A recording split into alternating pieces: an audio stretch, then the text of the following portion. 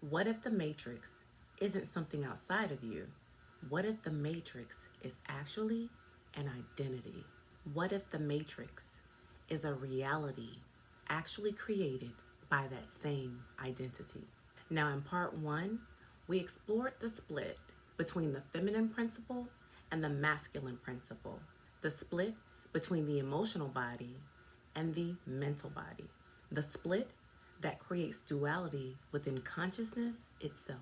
But what happens after the split? Because the split doesn't end with inner conflict. The split creates something else. It creates an artificial identity. And from that artificial identity, an artificial reality is born. Now, we spend so much time talking about artificial intelligence, yet very few people are questioning the identity from which they perceive reality. And the lens through which we see determines the reality we experience. The artificial identity matrix creates the artificial reality matrix. So the aim creates the arm.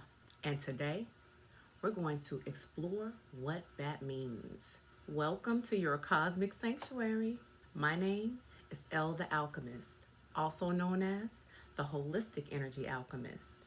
I am a consciousness guide, an energy alchemist, and an explorer of deeper patterns that shape our inner and outer realities. On this channel, we explore the intersection of consciousness, energy, self-awareness, embodiment, emotional alchemy, and the hidden structures that influence the way we experience life. My intention is never to tell you what to think. My intention is to invite you into deeper self-awareness so that you can discover what is true for you. If this resonates, then welcome. Now let's begin. In part one, we explored how the feminine and masculine became separated. The emotional body became disconnected from the mental body. Feeling became disconnected from thoughts. Logic became disconnected from wisdom. Instead of functioning as partners, they became opponents. An internal civil war was born. The mind began attempting to control the emotions. The emotions began distrusting the mind. And as these two forces moved apart, something else became obscured.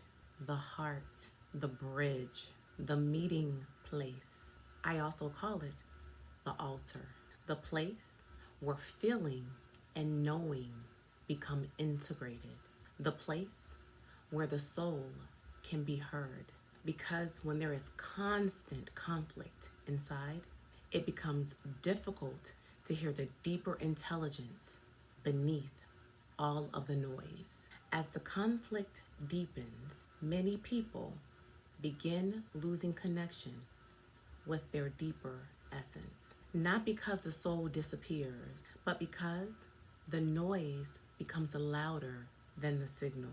The endless dialogue of fear, the endless dialogue of judgment, the endless dialogue of survival, the endless dialogue of separation. The soul is still present, but it becomes harder to perceive. And when connection to the soul becomes silenced, something else takes its place. Identity, not essence. Identity, but not truth. Identity, but not being. The artificial identity matrix is the self that we construct in response to fragmentation. It is the collection of labels, roles, beliefs, wounds, stories, and survival strategies that we mistake for who we are.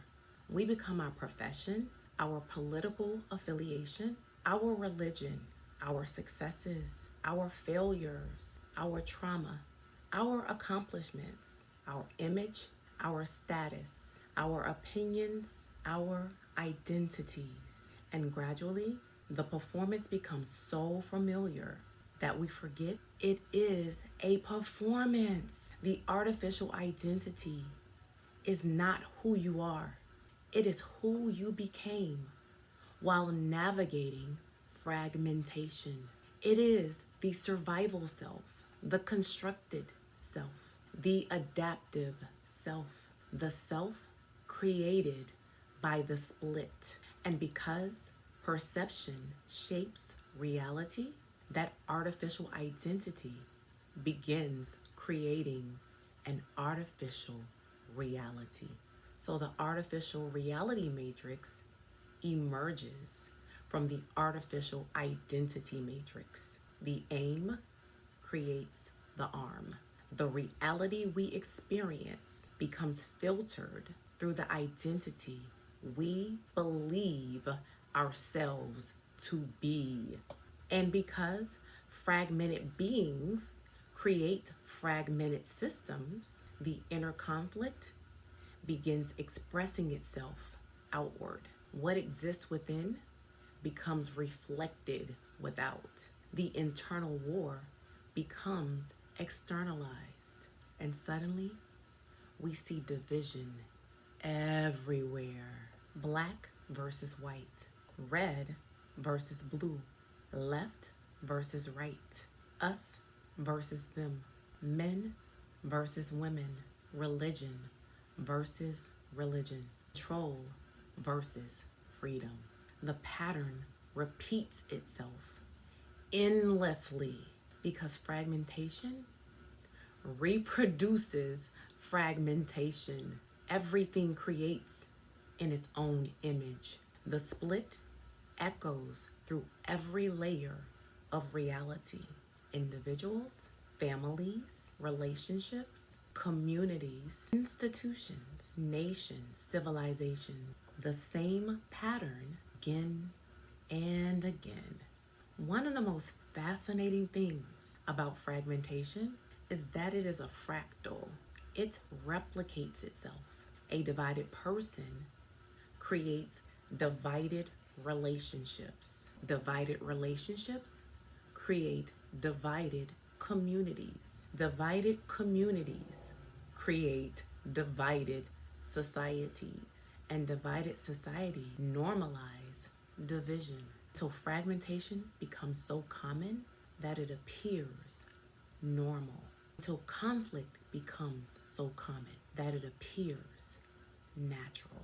Till disconnection becomes so common that it appears inevitable. Yet what we call reality may simply be fragmentation reflecting fragmentation, a mirror hall of unresolved separation.